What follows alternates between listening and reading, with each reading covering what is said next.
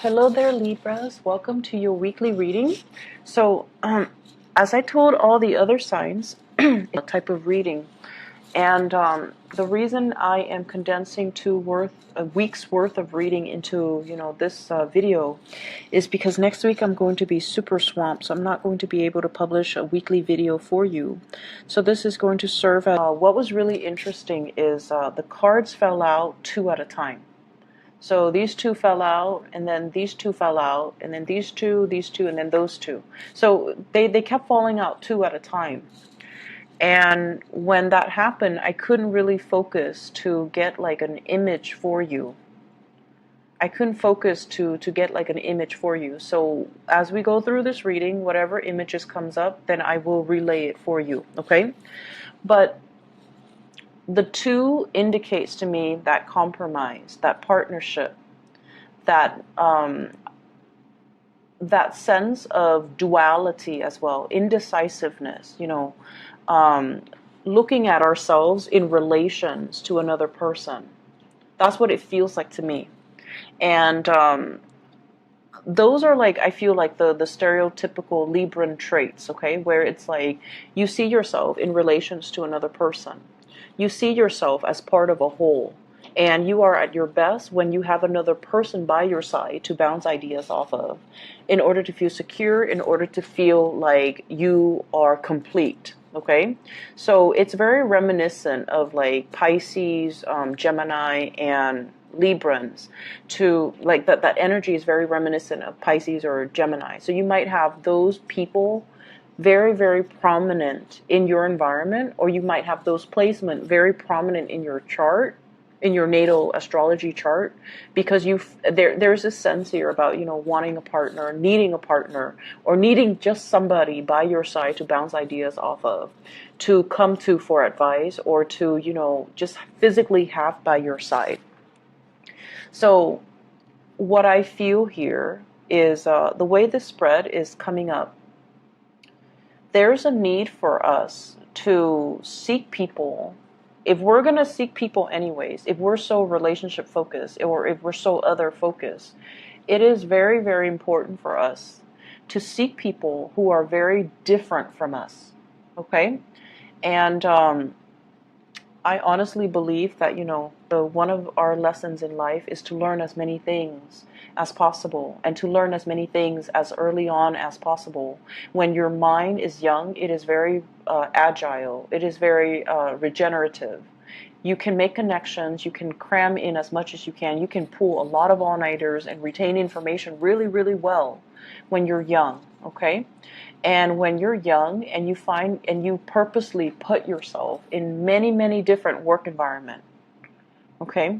So like a year do this, another year try to do that, try to shift jobs as many times as possible, so that you get to know what environment is more suitable for you, so that you get to meet people, and that you get to put yourself in a myriad of situations and learning environments, so that you're exposed to as many things, different experiences, different circumstances, different belief system as possible. And so it is really important for us to steer away from that sense of safety by surrounding ourselves with people that are so like us that we don't grow. So aim for more partners or relationships or people that really challenge you, that really sometimes oppose you, that will really bring out that sense in you where you're just like, I disagree, and here is my perspective or my take on this situation. Putting yourself in those situations will kind of encourage you or force you to defend your beliefs. And through the process of exchanging our belief system with another, we might realize, wow, my belief is not very solid and secure to begin with. Maybe I need to adopt a new belief system. And through the process of defending our beliefs, it strengthens our resolves about our belief system. It makes us feel, if we can defend something, it makes us feel a little bit more sure about ourselves. It makes us feel a little bit more sure about what it is that we truly, truly, truly believe in. So, a life of adversity builds character. So I definitely feel like, wanting to surround yourself with new people, different people, and not only different and new, but people that see things from a different perspective, people that are that challenge us to, not so much like conflictual situations, but people that will really challenge us, people that might not have the same belief system, people that will continuously um, ask us these important questions so that we can refine our thoughts, refine our thinking. Um, I'm also sensing as well dealing with different people and pushing yourself out of that social comfort zone will allow you to fill in the knowledge gap. So a lot of the times, we believe in one thing, okay? And we will cherry pick the examples that we use, or the information that's available out there to corroborate that one thing that we believe in. It's cherry picking. And most of us, fall into that fallacy. And so this message for many of you, I feel it is about doing the necessary research in order to fill in the knowledge gap, doing it the right way, doing it the proper way, not just cherry picking data or information and then glossing over the information that, runs counter or is contrary to what it is that we're trying to persuade people on, what it is that we're trying to tell other people. So I feel here the need to be very, very fair and see things from both perspectives for you guys so that you can refine your thinking, so that you can fill in the knowledge gap, so that you can understand, okay, maybe I was wrong with this belief and I need to switch over. But before I switch over and abandon my previous belief system, I need to do my research to make sure I know where I stand. And the reason I harped on this was because, the cards fell out two at a time. And also, there's a huge thing here about, I'm seeing a lot of students, you're going through some type of a training situation, and I feel almost like some of you, and not all of you, but some of you, you're just like, I already know this. Why are they giving us training on this? Why am I forced to sit through this? Why am I being taught something I already know? And I almost feel like that mentality, will will be to your detriment. Okay? So I feel like there's a way that you're doing something, and that's like your go-to process. Like you've already got it down, and you're just like, I already know what I'm doing. All these people, they're wasting my time. They don't know what they're talking about. But it is something that you have to do. So some of you, for example, you're going to school to get a degree. And a lot of people nowadays, in order to land a very good job, we need a combination of experience, real life work experience, as well as degrees and diplomas. And I feel like for some of you, you're going through the motions. You already have the work experience. You already have the hands-on work experience. You already know what you're doing. And yet you're forced to go through some type of training, or you're forced to finish school in order to get that diploma so that you're more employable. And I feel like it's very, very frustrating for you. But I would say take that paradigm shift, because you're there for a reason. You already probably paying tuition. You're, even if the training is provided for free, it could be, led by by your company. You're already going to have to be there. Make the most of it.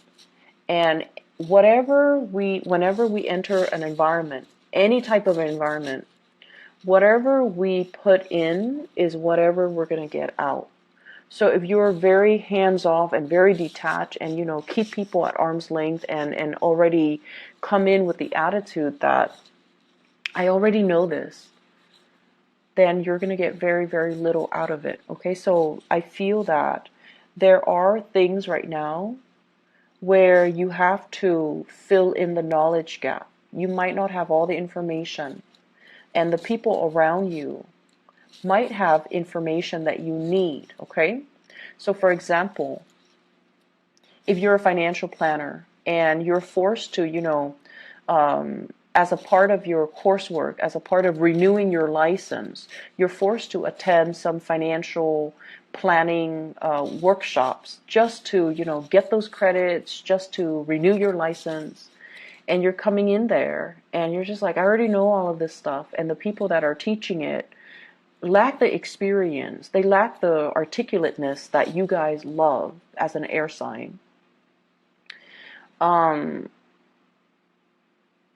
So what I feel is maybe you're not there to learn financial management. You're just there to renew your license. Maybe you're there to, assist the other people around you that might not grasp the concept as well. Maybe you're there to help them go through that process. Or maybe you're there to network and socialize. There's a reason for you to be somewhere. And so you have to make the most of it. Okay, see things from the other side.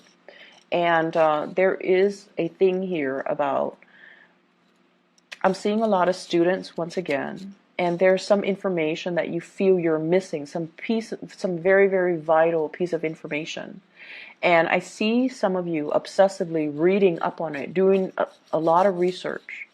And you're just like, wait a minute, this research is not available out there.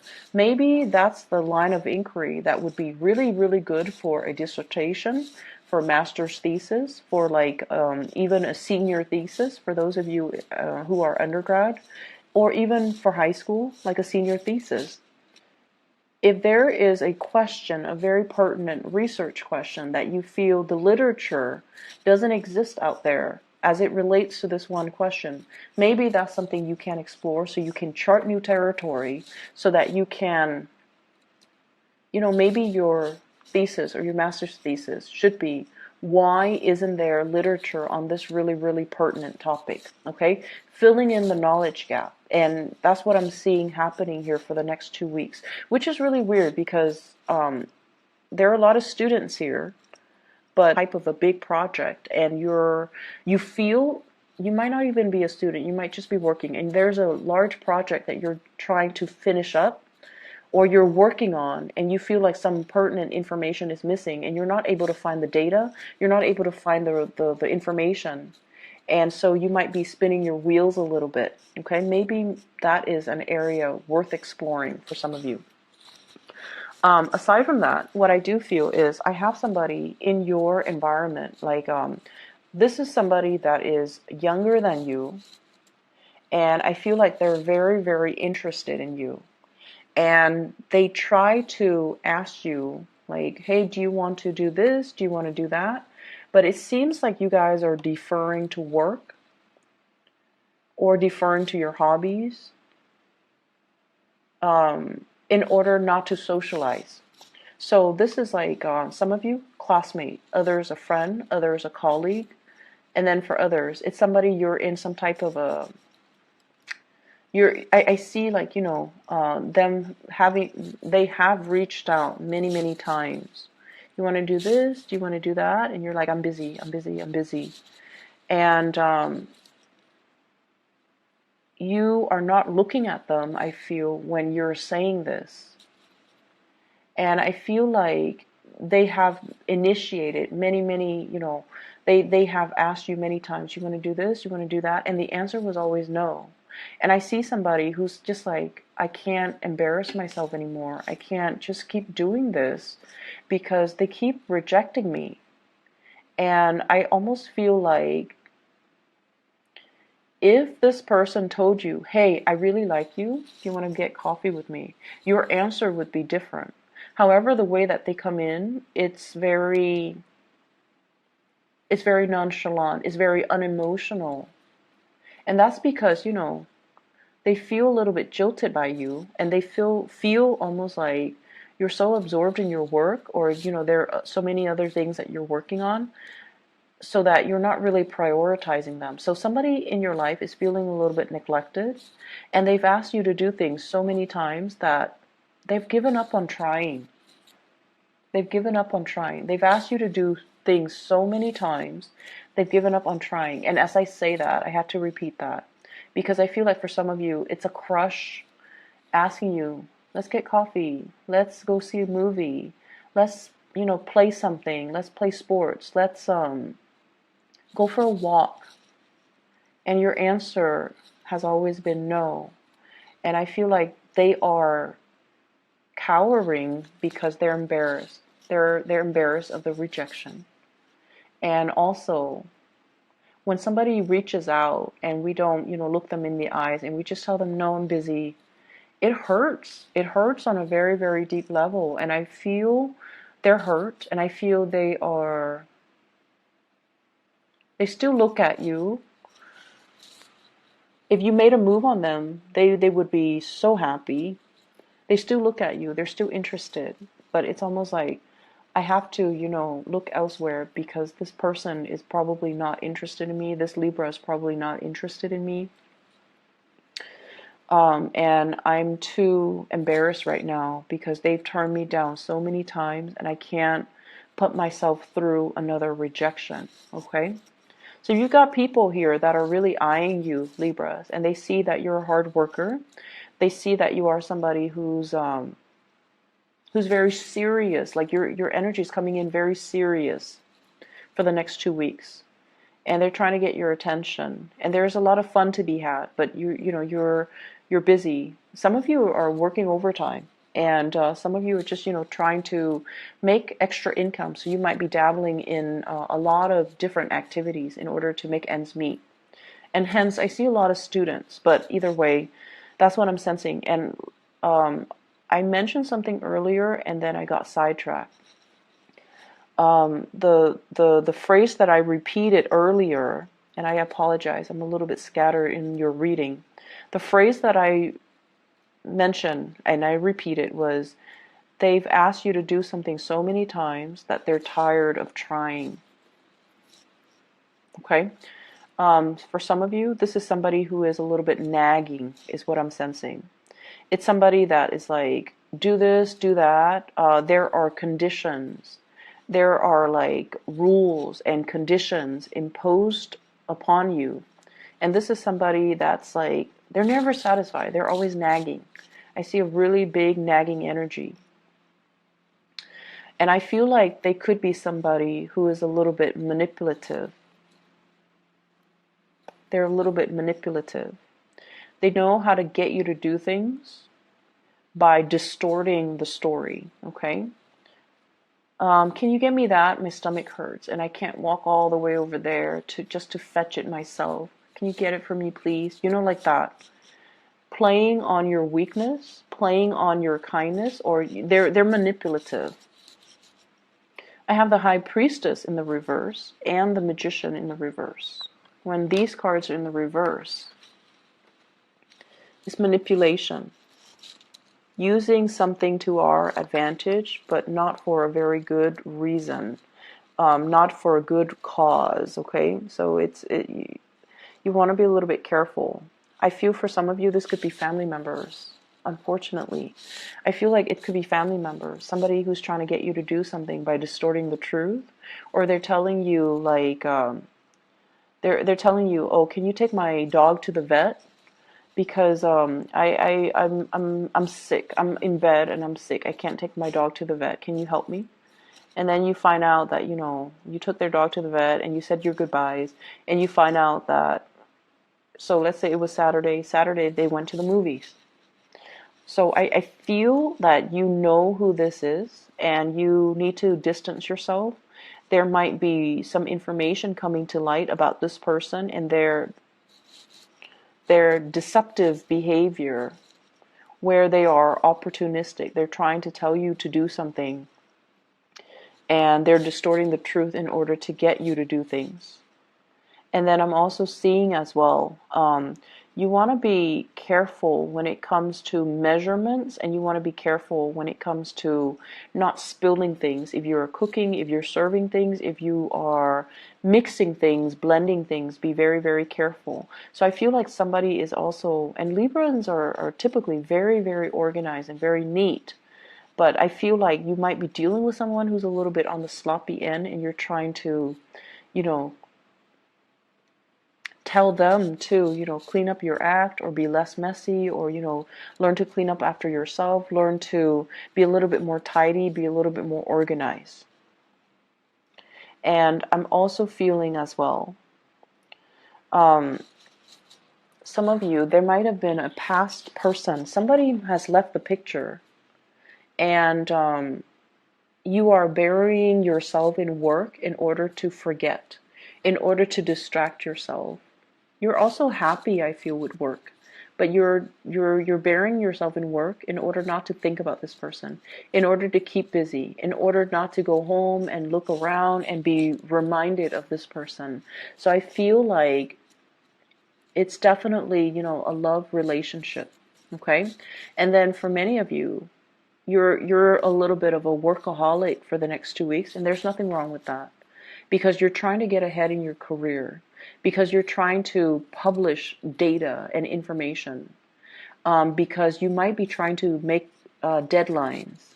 But I feel like there's a sense of like, I need to be productive. I need to excel.